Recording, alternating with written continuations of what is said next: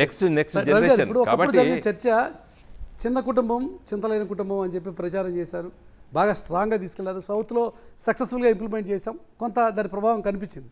కానీ ఈ రోజున జనాభా తగ్గినందుకు, జనాభా నియంత్రణ పాటించినందుకు సౌత్ స్టేట్స్ని పనిష్ చేస్తారా?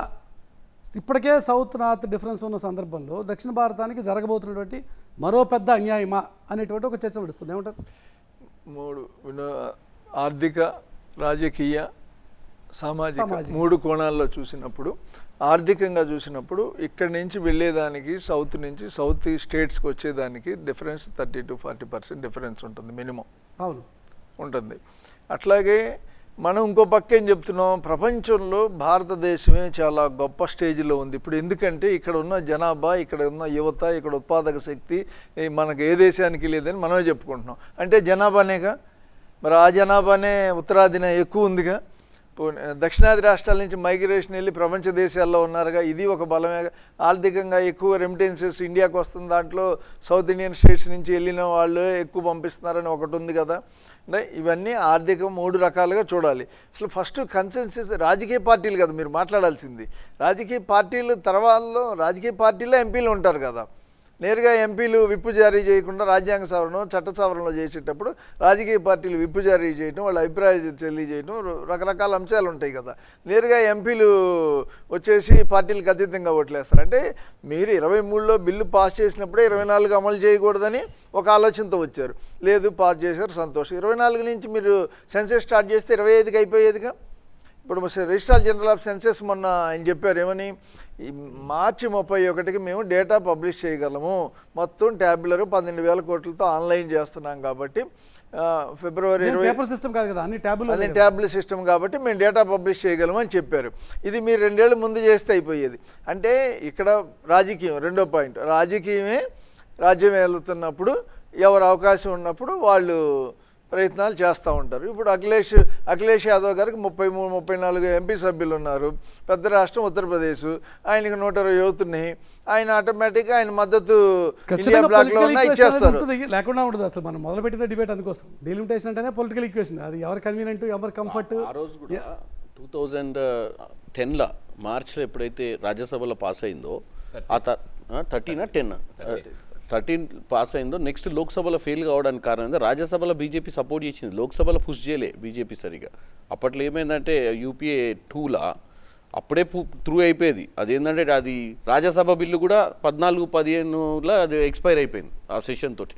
సో ఇంటెన్షన్స్ ఫస్ట్ నుంచి కూడా సార్ చెప్పినట్టు రాజకీయంగా వాళ్ళు ఈరోజు దాన్ని బెనిఫిట్ ఏంటంటే, ఒకటేమో ఇప్పుడు ఈ 2 రాష్ట్రాలు ఉన్నాయి కదా, తమిళనాడు, వెస్ట్ బెంగాల్ రాష్ట్రాలలో నాకు తెలిసి 18వ తారీఖు నాడు మోడీ గారు ఈ బిల్లు ఎట్లాగో పాస్ చేసి 19వ తారీఖు నాడు ఆ 2 రాష్ట్రాలలో పోయి దాన్ని ఏమైనా మెటీరియలైజ్ చేసుకోవాలన్న ఆలోచన కూడా ఉండొచ్చు.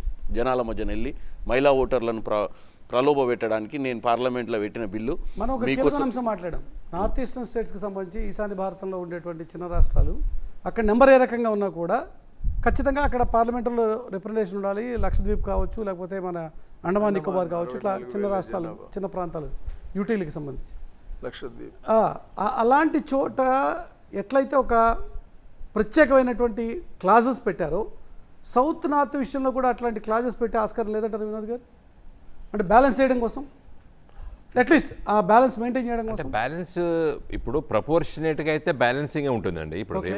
ఇప్పుడు మనకు 1971లో ఆ సెన్సస్ ప్రకారంగా ఏదైతే నెంబర్ 543 ఉందో దాన్నే అదే ప్రపోర్షనేట్గా పెంచుతున్నారు. ఇప్పుడు ఏదో ఒక కన్సెన్సస్ తీసుకురావాలి, నార్త్ సౌత్ డిస్కషన్ ఉండకూడదు అనే ఉద్దేశంతో తీసుకొస్తున్నారు. కానీ రేవంత్ రెడ్డి గారు ఎత్తినటువంటి ఇష్యూ చాలామంది మాట్లాడుతున్నారు, ఏది పర్సంటేజ్ గ్యాప్ పెరుగుతుంది, పెరుగుతుంది.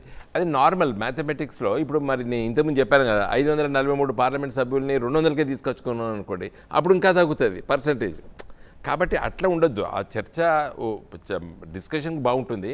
అల్టిమేట్లీ ఇక్కడ విజ్డమ్ ప్లే చేయాలి. ఇప్పుడు పొలిటికల్ పార్టీస్ మహిళా రిజర్వేషన్స్ తీసుకురావాలనేది అన్ని రాజకీయ పార్టీలు మాట్లాడుతున్నాయి. మనసులో ఏదున్నా కూడా పెదవుల పై అయితే అందరు సపోర్ట్ చేస్తామైతే అంటున్నారు. ఒకటి నెంబర్ 1 మనసులో ఏమున్నా కూడా అది చాలా కీలకమైన పాటు ఉంది, అర్థమైంది కదండి. తర్వాత రెండో అంశము, ఇప్పుడు సీట్లు ఇంక్రీజ్ చేయక తప్పదు. ఎందుకంటే ఇప్పుడు మీరు మాట్లాడుతుంటే నాకు గుర్తుకొచ్చింది. అర్జున్ సింగ్ గారు ఓబీసీ సీట్స్ పెంచారు. ఏది మండల్ కమిషన్ రిపోర్ట్ వచ్చిన తర్వాత ఓబీసీస్కి, నేను అప్పుడు ఎంపీ హనంకొండ, అయితే అప్పుడు లోక్సభలో చర్చ జరిగింది. మరి ఓబీసీకి రిజర్వేషన్స్ అయితే ఫార్వర్డ్ క్లాస్ జనరల్ కేటగిరీ సీట్లు తగ్గుతాయని చెప్పి కొంతమంది మాట్లాడారు ఎంపీలు. డిఫరెంట్ పొలిటికల్ పార్టీస్లో ఒకరిద్దరు మాట్లాడారు, రేజ్ చేశారు.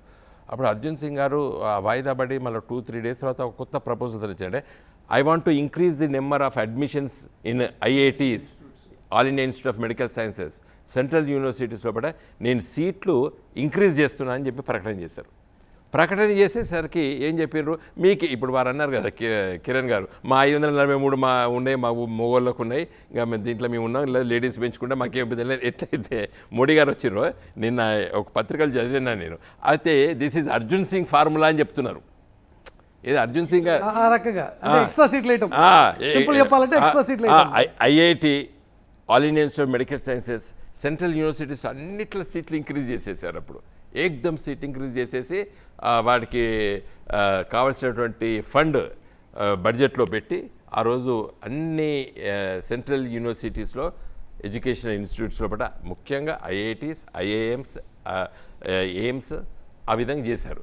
కాబట్టి ఇప్పుడు అదే ఫార్ములా పార్లమెంట్లో చేస్తున్నారు మోడీ గారు.